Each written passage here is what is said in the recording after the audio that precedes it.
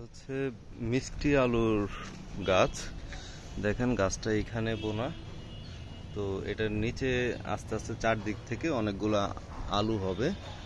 তো আমরা এটা থেকে আজকে কলম করব কিছু, এই জন্য দেখি একটা ডাল বেছে নিতে হবে যে ডালটা থেকে কলম করতে চাই। তো আমার কাছে এই ডালটাকে অ্যাপ্রোপ্রিয়েট মনে হচ্ছে, আমি এই ডালটাকে নিচ্ছি। তো এই ডালটাকে আমরা বুনে দিব, এখানে কিছু শিকড়ের মতো আছে, তো আশা করি এগুলা হবে।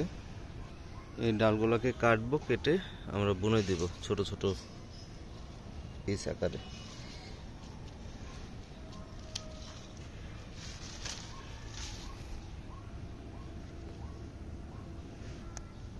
তো গাছগুলোকে বুনে দিলাম, এখানে দেখতে পাচ্ছেন দুইটা দিয়েছে, এখানে খালি ছিল একটু।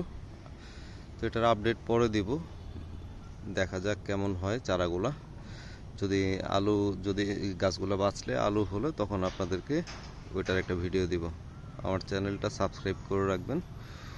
ধন্যবাদ।